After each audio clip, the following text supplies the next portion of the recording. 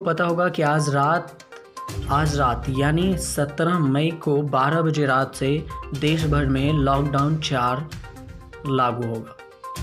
और यह लागू तो कर दिया गया, लेकिन आपको ये समझना ज़रूरी होगा कि क्या लॉकडाउन 4, लॉकडाउन 3, लॉकडाउन 2 से कितना अलग है और लॉकडाउन 1 से भी कितना हटकर है। अभी तक जो आपको जानकारी मिल रही होंगी या फिर आपने जो समझा होगा, जो लॉकडाउन बाकी के लॉकडाउन से लॉकडाउन 4 हटके हैं। आपको खबरों के अनुसार और आपको टीवी चैनलों या फिर आप जानकारी के अनुसार आपको यह भी पता होगा कि पीएम मोदी ने आपको 12 मई को ऐलान कर दिया था कि लॉकडाउन 4 जरा हटके होगा। तो जरा हटके होने का क्या मतलब था, इसके बारे में आपको आज समझना ज़रूरी होगा, क्योंकि केंद्र ने जो गाइडलाइन जारी किया है उसके अनुसार से आपको दुविधा में पड़ जाना लाजमी है। दुविधा में पड़ने का मतलब ये है कि आप यह समझ नहीं पाएंगे कि केंद्र ने आपको बोल दिया होगा कि आप जिम खोल सकते हैं, रेस्टोरेंट खोल सकते हैं, लेकिन राज्य सरकार आपको इजाज़त नहीं देगी।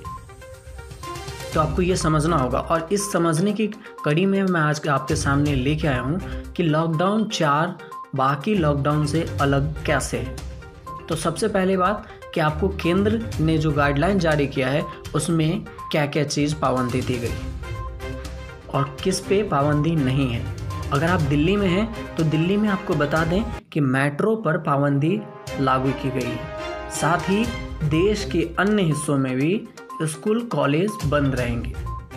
ये केंद्र के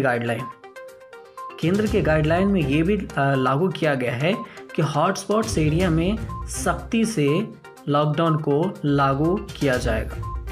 यानी कि जिस एरिया में कोरोना की संख्या ज़्यादा है, जिस एरिया में कोरोना मरीजों के संक्रमण ज़्यादा हैं, उस एरिया में लॉकडाउन में छूट नहीं दी जाएगी।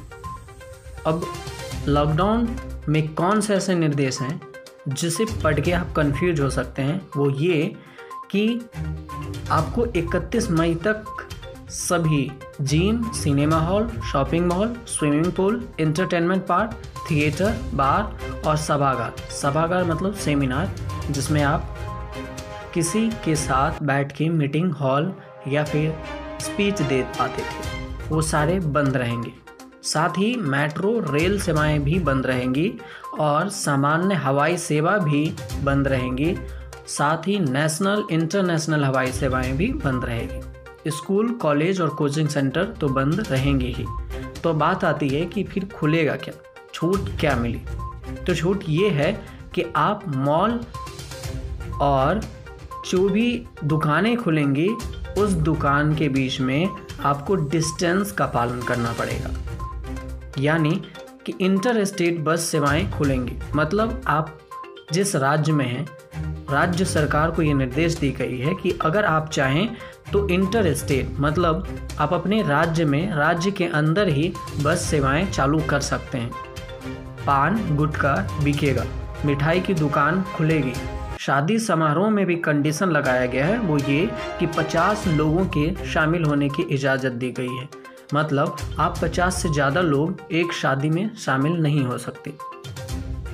साथ ही यह कंडीशन केंद्र सरकार ने राज्य सरकारों पर छोड़ दिया है कि आपको अपने राज्य में कितने जोन बनाने हैं।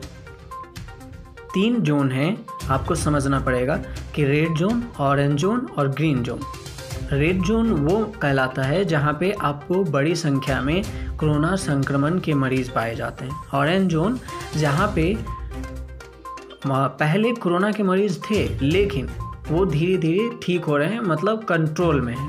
और ग्रीन जोन जहाँ पे कोरोना के मरीज नहीं हैं, वहाँ पे ग्रीन जोन माना जाता है। तो स्कूल कॉलेज भी बंद रहेंगे।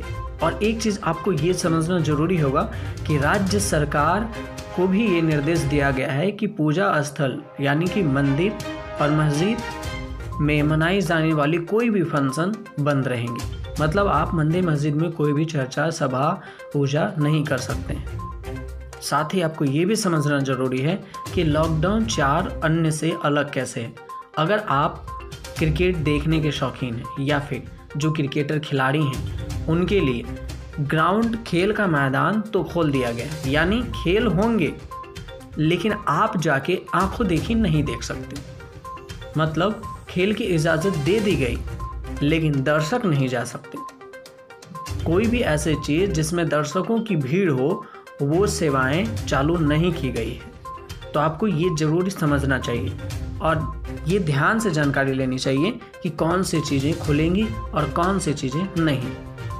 अगर इसमें भी आपको समझने में कोई प्रॉब्लम है, परेशानी है, तो हम आपको आगे भी बताते रहेंगे। आप हमें कमेंट बॉक्स में कमेंट कर सकते हैं और पूछ सकते हैं सीधे सवाल कि हाँ मुझे इस चीज़ में कन्फ्यूज़न है और ये चीज़ किस एरिया में कैसे खुलेंगे।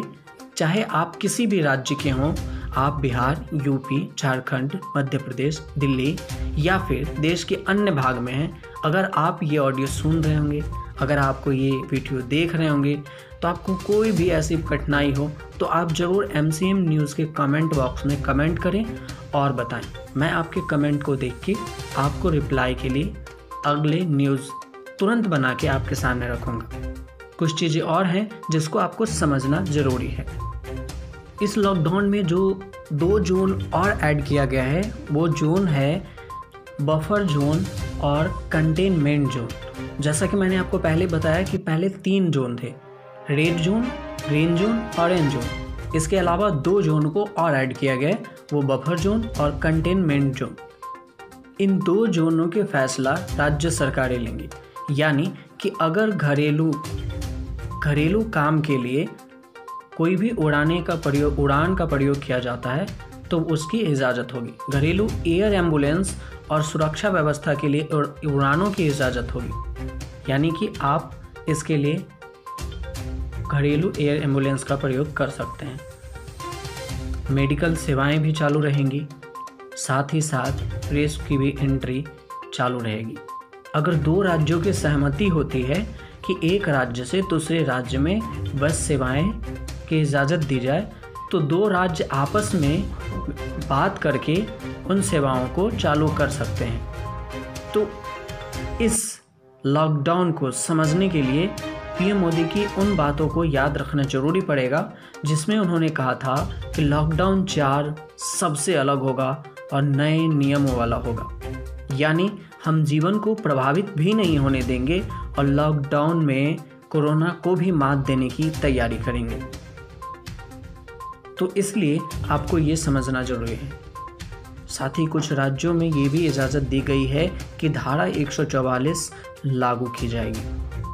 अब धारा 144 होता क्या है? अगर इन धाराओं के बारे में आपको कोई जानकारी चाहिए तो ज़रूर कमेंट बॉक्स में बताएं, तो हम आपको जल्द ही धाराओं के बारे में और कानून व्यवस्था के बारे में भी आपको नई वीडियो बनाकर लाएंगे।